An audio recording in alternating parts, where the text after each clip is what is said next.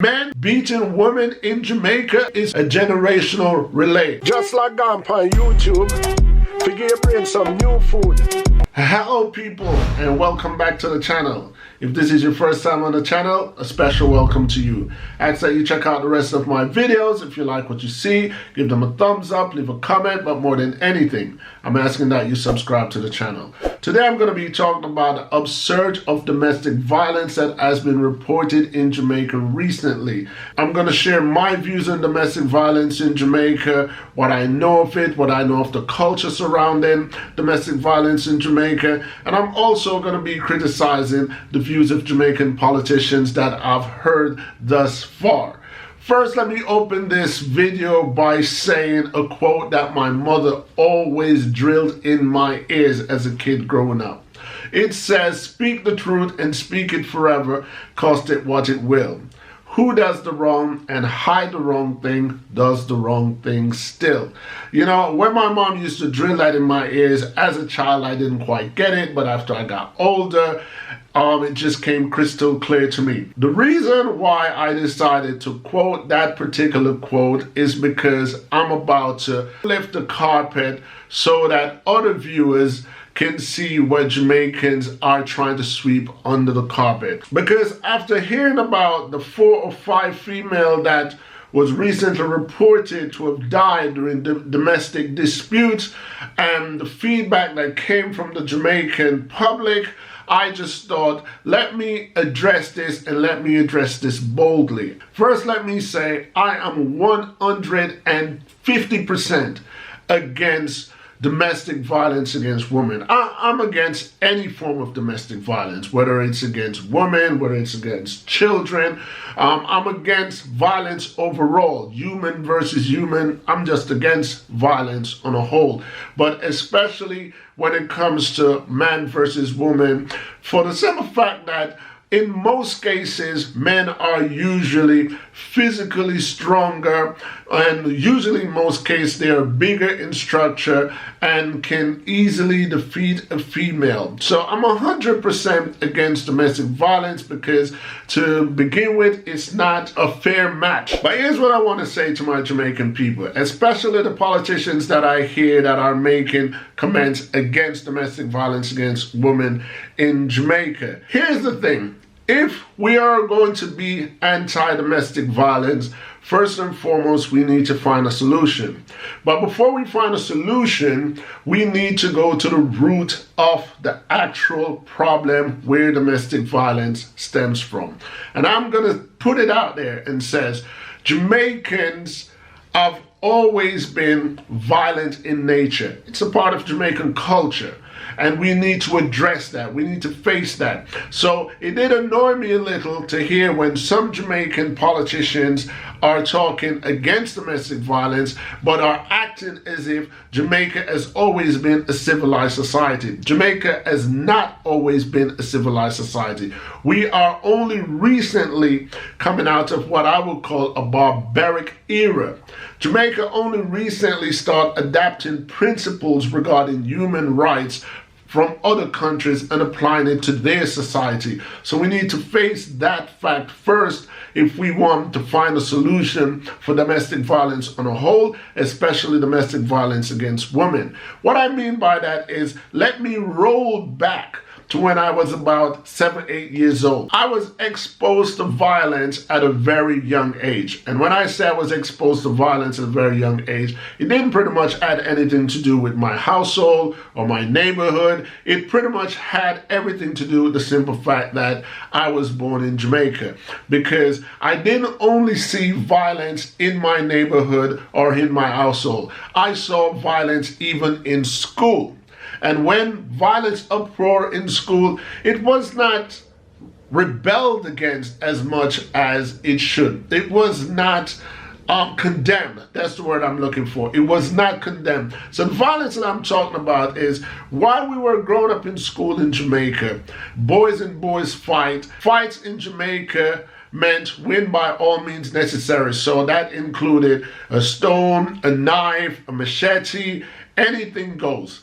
And in school, I'm talking about in school, while we're wearing our uniform, there were cases where boys and girls get into conflict and there was a physical fight and there was no real condemnation of it. Usually it resulted in bloodshed.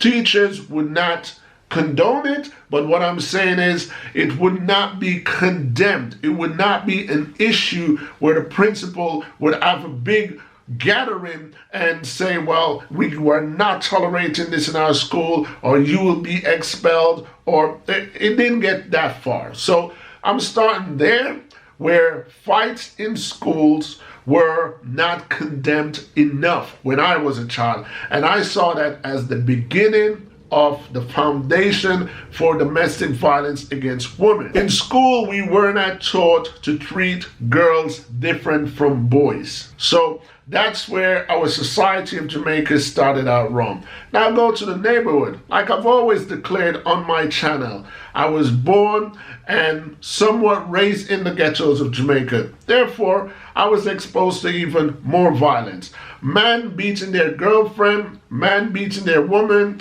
fathers beating mom, or stepfathers beating mom. It usually be a common sight. And mom didn't go to the police station and the neighbors didn't condemn it. It was just, well, you know, her and her man got into a fight today and, you know, tomorrow they kiss and make up. So what I'm saying by this now is children are usually the most impressionable human beings on the planet. Monkey see, monkey do. As boys growing up, we're exposed to this kind of abuse against women, but we don't see it as abuse. We just see it as cohabiting. This is our relationship goals. If the man is upset about something that the woman didn't do to please him, it was okay to punch her in the face. It would seem as if it was okay to slap her with a flathead across her face. These are things that I grew up and saw happening. And most of these children grew up to become adults themselves. And when they grow up to become adults themselves and they see a similar behavior in the woman, she didn't press his clothes the way he wanted it, or she didn't wash the clothes, or she didn't get home in time, he think the appropriate measure to take is to slap her, to beat her, to kick her. I'm not saying any of this is okay. What I'm saying is this has been embedded in the Jamaican culture. I didn't see anything wrong with that behavior until I migrated to the United States of America. As a young man, when I migrated to the United States of America, abuse of any sort, especially abuse against women, were condemned. It was blatantly condemned. There were billboards about it, there was adverts about it, there were campaigns about it. It was a no-no in the United States of America. And the punishment under the penal code was harsh. So Jamaica needs to adopt that. But before I get into what I believe would be an ideal solution to violence against women in Jamaica, I just had to address the fact that I do not appreciate Jamaicans acting as if Jamaica's always been a civil society and this upsurge of violence against women is a brand new crisis that's about to become an epidemic.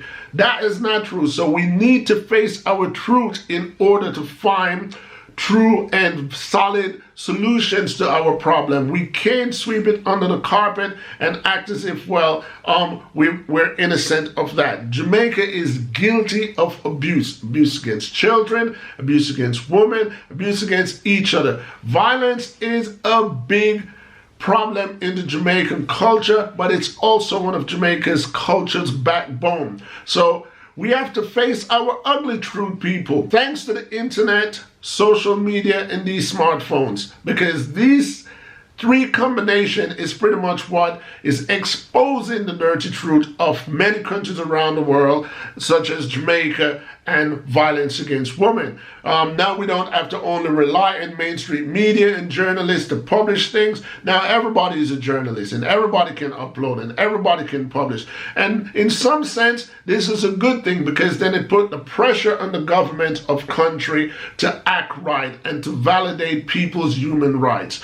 Now, in addressing violence against these women in Jamaica, especially the 4 or 5, I believe, who died in Jamaica of domestic violence.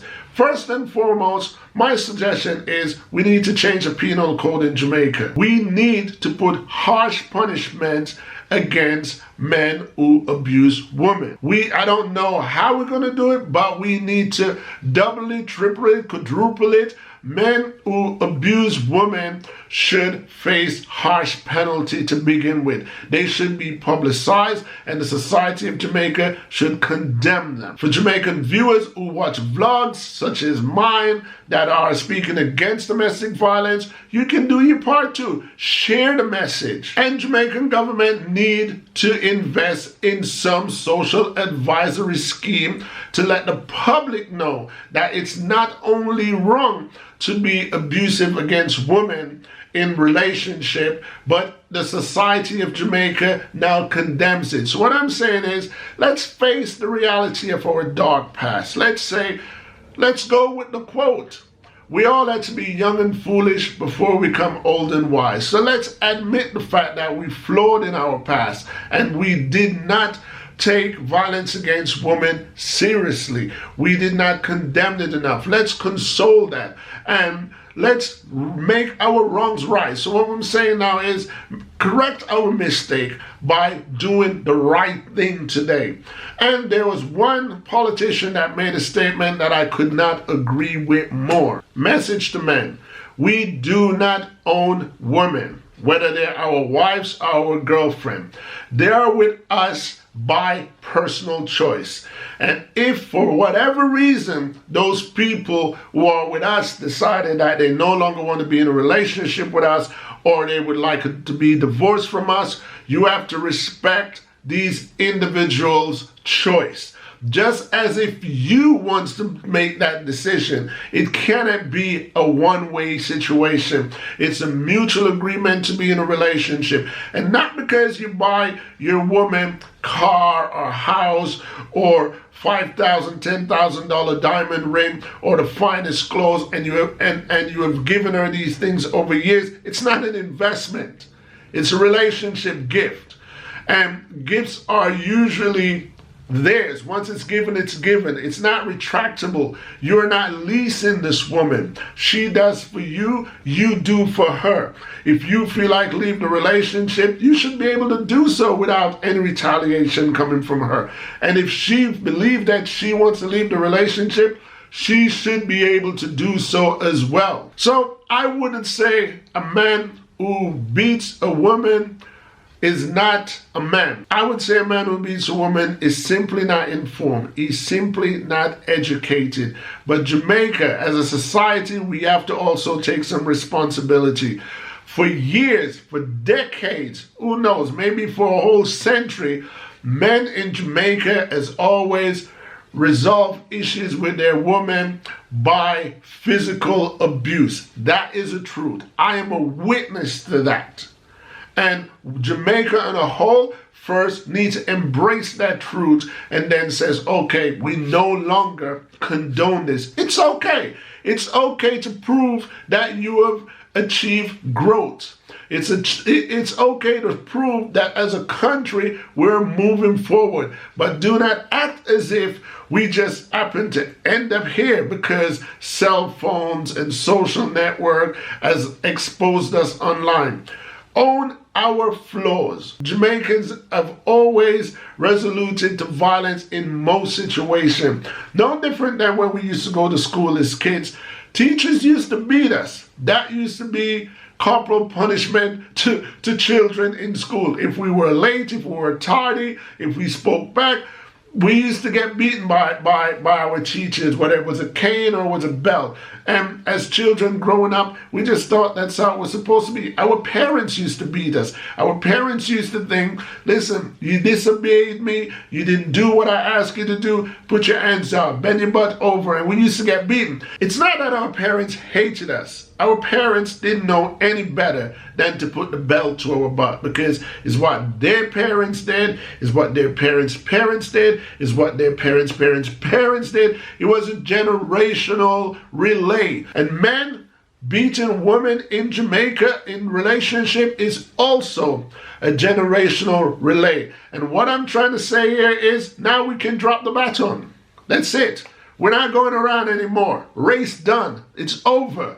That's all we have to do. So for all the media platforms that gets most attention of Jamaican people, especially the men, the Jamaican government need to promote in these platforms. We need to tell our dancehall artists to bring it up more in their music. We need to tell our selectors to talk more about those things and condemn abuse against women. It is a shame and it's a disgrace that men are now escalating from punching and beating to killing their wives and their girlfriends. It is a shame. It's nothing we can do about those who have already met their demise, but we as a nation can do so much more to prevent the next woman from meeting her demise. While I'm at this, let me send my condolences to the parents of all the women that have recently lost their life to domestic violence in Jamaica. Anyway, people, that's pretty much all I have to say about this particular subject. Let me know what you think of my views. I welcome your views. I even welcome you contesting my views because, you know, on my channel, I accept thumbs up, thumbs down. I accept agreement and disagreement because what? Each one teach one. Until next time, people, peace.